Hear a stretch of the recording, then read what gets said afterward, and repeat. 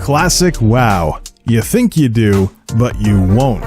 The long, slow decline has begun. This is MultimediaJay Radio Style for Saturday, September 7th, 2019. Let's start the show. MultimediaJay Radio Style.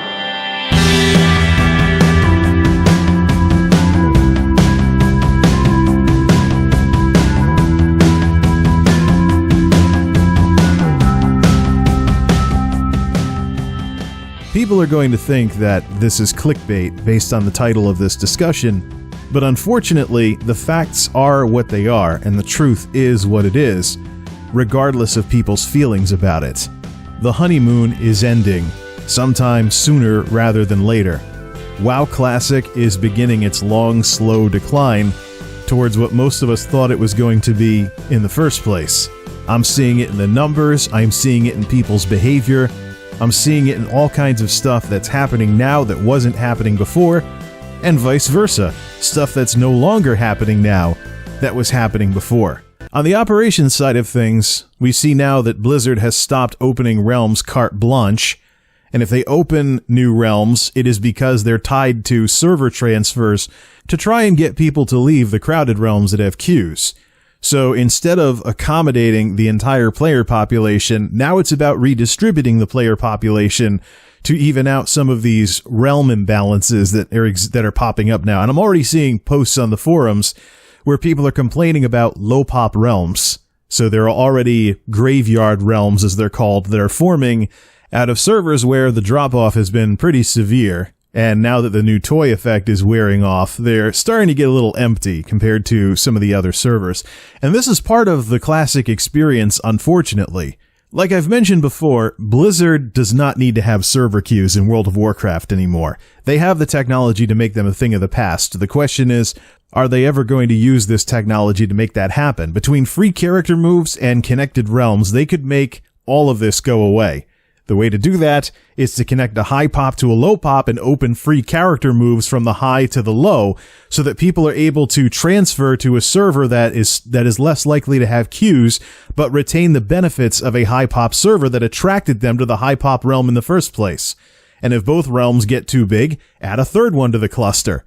But there was one time when someone on the European forums actually brought this up, and the community manager pretty sharply rebuffed the idea, so well, there are other games out there that don't need queues anymore. Heck, Guild Wars 2 found a way to not need queues with overflow realms many years ago. So, the continued existence of server queues just shows how World of Warcraft is a dated MMO, and it actually makes me second guess whether or not it would be a good thing if Blizzard improved the retail product as well. But we're not here to talk about retail, we're here to talk about Classic, and how the decay has started from within. So from an operations perspective, Blizzard's trying to get players to shift around to be more balanced, because let's not forget, all that stuff I just got done talking about, they can't do because it didn't exist back in the classic days. So Blizzard's operations folks, hats off to them for trying to make the best out of a lousy situation, because there's certain things they can't do in order to preserve the authenticity of the experience. The question also remains, what happens when these overcrowded streamer servers have their streamers decide they've had enough of Classic and they're changing games? What then? I'm not on one of those streamer servers, but it'll be interesting to see what happens to those servers if the streamers ever decide they've had enough of streaming the game. So in-game, besides complaints on the forums and complaints in the chat channels, and with some of the guilds that I've tried to be involved with but haven't had much luck, some of the stuff going on in green chat, it looks like the rose-tinted goggles are falling off people's faces. People are starting to complain about quality of life issues that exist in the more recent versions of the game that don't exist in this one, and people are like, oh, Blizzard should do just this little change, it'll make the game a little better quality of life-wise. Nope, that's not what this is supposed to be. And I think where a lot of these discussions come from is the unfortunate reality of the situation that even though WoW Classic could be viewed as a success because of how many people have come back to the game because of it, and the numbers, the population numbers on the servers versus the population numbers on the live game servers or the regular game servers, as much as you could view WoW Classic as a success, the unfortunate reality is that it's only a relative success. It has the larger numbers that the live game used to have. It has the queues that the live game used to have. And if the live game were improved to the point where people started shifting from classic back to the live game or the regular game or retail or whatever you want to call it, then we would see classic become what all the folks who want classic to be classic want in the first place. Basically, an authentic vanilla experience that preserves what it was like to play this game in the mid-2000s. But even that has its limits. Blizzard can only do so much. This was something that my guildmates were having a very hard time understanding when I was talking about this stuff with them this morning. But the meta in gaming in general has changed to the point where I'm already calling it now that raiding and PvP guilds in Classic are not going to be anything like they were in Vanilla. And this, if you say this in general chat or green chat, this will shock people in Classic right now, because they'll be like, what are you talking about? You need guilds in Classic. You need guilds to progress in Classic. What on earth are you smoking? It's called reality, and the fact that this isn't vanilla. This isn't the 2000s. The MMO world and the gaming world have evolved in the last 10 plus years. There are successful MMOs out there, like Elder Scrolls Online, that make social interactions optional. So that way, you can meet friends, make friends. You can actually join multiple guilds at once in that game. A big, big advantage over something like WoW. And you can decide who you want to play with, raid with, run dungeons with, etc. And you have a lot more freedom to do so in that environment than you do even in the retail version of World of Warcraft. Never mind the classic version. Player freedom is more of a thing in that game, and that includes who you associate with and who you don't. As it should be. Like I said, forced socialization is an MMO failure. The forced socialization that MMOs have been known for during the second generation, the World of Warcraft generation, etc., has done more harm than good. That's where we get things like ninja looters and guild drama and people that are being tolerated in a raid team only because only to fill the spot because they can't find anybody better to replace them, and all the nonsense associated with all of that kind of stuff. That's where forced socialization got us, as opposed to more player freedom nowadays in the era of Discord and lots of other ways for these MMO players to communicate. Matter of fact, WoW Classic, although there's no button to go straight to it, WoW Classic has integration with Battle.net. So you could actually theoretically form a group of people to raid with in Battle.net or Discord and not have to worry about who's in what guild, who's doing this, who blah, blah, blah, etc. We saw the beginnings of this with some of the Kara groups that formed in Burning Crusade, but even that was pretty crude compared to what Discord can do nowadays. Heck, Discord practically has its own identity nowadays. The communities that are built on the Discord platform, when I first got into Discord, I thought it was kind of like a descendant of Ventrilo or something. You would only use it for raid communication or voice comms or something. But even in the days when I was involved in the big Ventrilo guilds and we were raiding and we were using Ventrilo for everything, we would actually use Ventrilo when we weren't raiding for just chattering about how our day went. And hey, does anybody want to help me with this or that? Or can we do this quest together or something like that?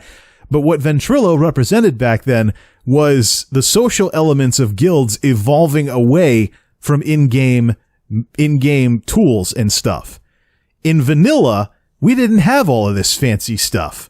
We're talking mid-2000s here. What was available back then? Smartphones hadn't even arrived yet. That wasn't until 2007, and even then, some people laughed at the idea of the smartphone versus the traditional cell phone. People that didn't really get the potential of what having a computer screen in your pocket could do for people that were already doing a lot of communication over computers and computery stuff in the first place. I mean, when I was in college, there was phone service to the dorm rooms, but it was not used all that much. There was long distance plans and everything, but folks just had cell phones with free nights and weekends and AOL Instant Messenger if they didn't have a cell phone. I mean, you walk through the dorm in my college days, you would hear more of the various ding sounds of AOL Instant Messenger than ringtones on people's phones. So, and things have only evolved in that direction ever since. Matter of fact, in today's MMO world, If you want to see an example of where guilds don't necessarily have the monopoly over raid experiences, look at Final Fantasy XIV. Ask a Final Fantasy XIV player about their free company versus their static, or getting into a static versus getting into a free company. They'll know the jargon and they'll know what you're talking about. Free companies are the Final Fantasy version of guilds. Statics are persistent raid groups. They can have a communication link, like the link shell system. They can have or link pearl or whatever it is. They can actually have communications for just raiding. So that way it solves the old problem of my friends are in this social guild, but I want to raid. So do I walk away from all my friends in order to join this raid guild, which doesn't do anything except raid and farm consumables for raids?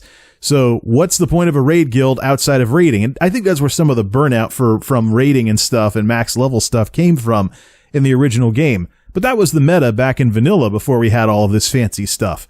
You would join a leveling guild to level up to 60, level your alts or something along those lines, and then you would join a raiding guild in order to get access to the raids on a regular basis without having to do pickup groups or anything. But I have to wonder, if some of this fancy technology was available back in those days, how many of the people that were in raiding guilds wish they didn't have to leave their social guilds and their friends behind in order to raid?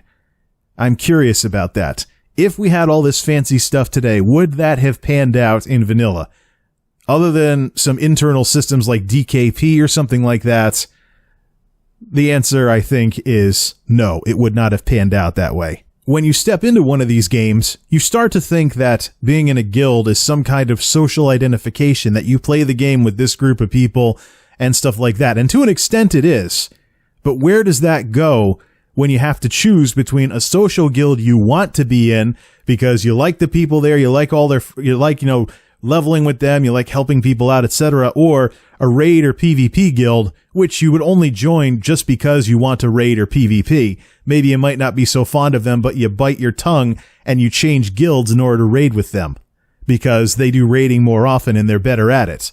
So the social aspect of it just isn't there. I mean, especially in an environment like vanilla, where the time you spend not raiding, you need to be farming consumables or buying consumables for your next raid, because consumables were a huge part of raiding all the way up until Sunwell, actually, the end of Burning Crusade.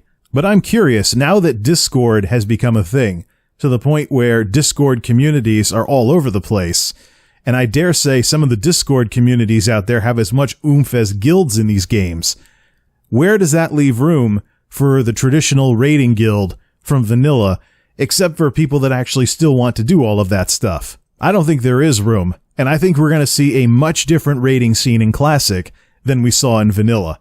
The old meta, the old technology, the old world of the 2000s just isn't there anymore. And this is what probably drives the hashtag no changes people nuts the most, because Blizzard could not do any changes, leave everything as it is, but there's not a thing they can do about Discord.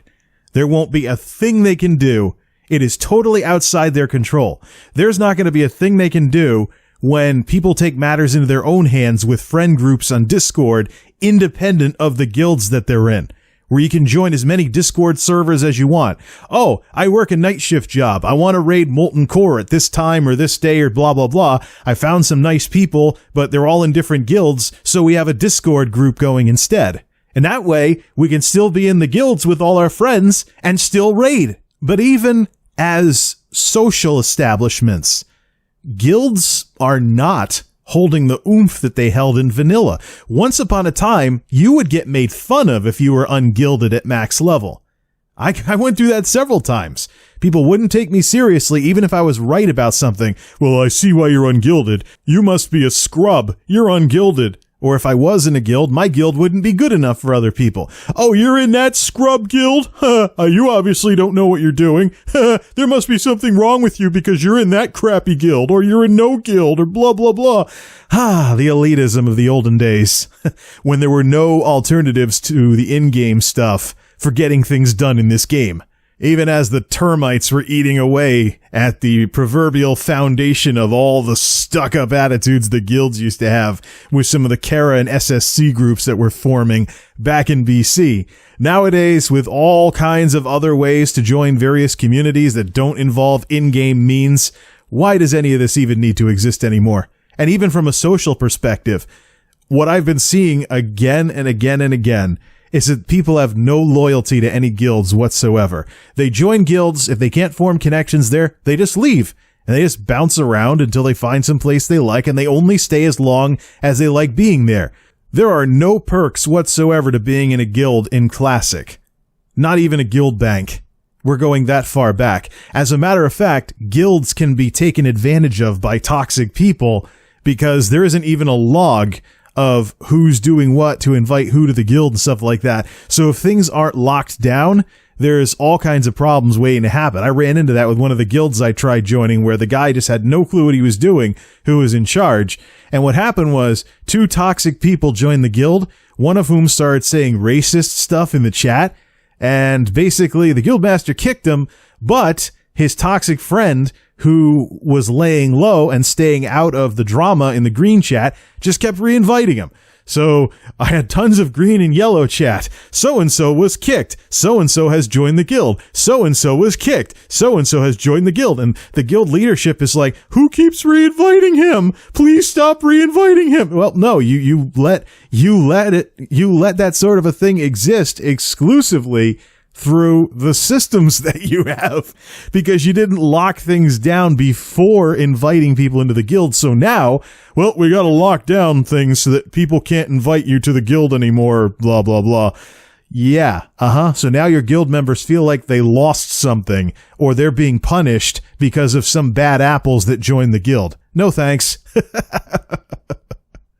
There it is, ladies and gentlemen. The building blocks for the prestigious return of the stuck-up raiding guilds that think you're scum if you're not on their team and blah, blah, blah, blah, blah. Sorry. That's not going to happen. And it's showing up. That's showing up in the numbers too, by the way. Over the last couple of days, the population of ungilded people on the server hasn't budged. The majority of the people on the server are not in a guild. And among the minority of people that are in a guild, the guild scene has gotten a lot more fractured than it used to be. It was the case just a day or two ago. There was 1 or 2 huge guilds fighting each other for the top spot, but now the number of guilds available has exploded because people are arrogant. They think they can do better than the existing guild leadership in the big guild, so they all leave the big guilds, try to start their own guilds, and what we end up with is a bazillion small guilds that can't do anything. And why be in, like I said, there's no perks, so why be in a guild? Why be in any guild if it's just a bunch of little groups led by everybody who has an ego and thinks they can do something, when in reality their so-called guild consists of it's not worth being in, basically. There's no guild bank. You don't necessarily need a guild to add people with certain craft skills or whatnot to your friends list to get things crafted. There's never enough people to have consistent, challenging 5-man groups within the level bracket, so if the guild doesn't have critical mass, there is no point in joining it or staying in it. And as more and more people continue to fracture the already small guild community, which doesn't even comprise the majority of the player population on the server, this problem is only going to get worse and worse, and people are only going to get more and more disgruntled, and the guilds are just going to shoot themselves in the foot even more. And we're going to have less and less of that meta from vanilla that the guilds call the shots, and you really need to look at joining a guild in order to get anything done in this game. But why do the guilds need to be anything, even as social establishments? You can have groups of people in Discord servers and the like. You can create your own chat channels, then invite people into the chat channels. Although right now I mostly see them used for gold spamming. So this game already has the features to make guilds not so necessary, despite not having things like Dungeon Finder and LFR and stuff like that. And even if there weren't these types of things, we would still have Discord and all these other out-of-game ways to join communities with people on the server, as opposed to having to rely on in-game stuff all the time. Which, by the way, may I remind the WoW veterans in the audience, Many times when Blizzard rolls out something in-game to compete with something outside of the game, like voice chat, it has turned out to be something inferior. There's voice chat in World of Warcraft. When do you ever hear people using it? Instead, it's like, jump on my Discord, jump on my Ventrilo. Because even back in the Ventrilo days, the voice chat wasn't as good. So this current experience in Classic, as things start to unravel from the initial launch hype, this current experience that we're seeing right now has been a long time coming for this game. And let's not forget, the success of Classic is only a relative success. This game is successful because the retail product is failing. This game appears to be successful because it's coming right off of the launch hype, and you can have thousands of players show up in census results on a server as opposed to maybe hundreds in BFA right now. So a lot of what makes Classic look so good is a simple side effect of BFA being so bad. If Blizzard ever fixes this, the situation would change radically. And I think some people would like that. I, for one, would like to see this authentic vanilla experience, as the Blizzard folks call it, remain frozen in time, and have Blizzard not cave on making Classic more like the regular game. And I think these arguments will die of natural causes as well when people get to level 60 and they realize, yeah, this is a static world. It's probably going to have more of a revolving door effect than its predecessor did. Your so-called main in Classic is still just an alt, so you're not going to be as attached to your so-called Classic main as your main, and that is going to change the social dynamics, guild loyalty, the whole 9 yards. Bottom line, Classic is not vanilla. It is not a straight port of vanilla. It's a hybrid of vanilla data with a semi-modern client, and the experience in Classic is not going to be a perfect recreation of the experience in vanilla. The sooner more people figure out this stuff, the sooner we can move on from all of this hype and all this craziness right now as people argue about whether or not Blizzard should cave and ruin Classic. How long this decline will take from what Classic is right now to what Classic is eventually going to be, a niche product only for people who want to re-experience what it was like in the early days of this game and earlier days of MMOs. How long that takes, who knows? But the signs are already there that this is going on. The declining numbers in the census, particularly during off hours, the operations moves to redistribute players instead of open new servers carte blanche, the guild scene being nowhere near as dominant in Classic as it was in vanilla, and continuing to get fractured more and more by the day as more and more people think they can build a better mousetrap. Everything that is happening in-game right now points to a long, slow decline to what Classic will eventually be. Just a niche product for people that are curious about it. A side product. And this will only get accelerated more and more if Blizzard goes to work on fixing the real version of this game. Till next time, this is MultimediaJay signing off. Thanks for stopping by.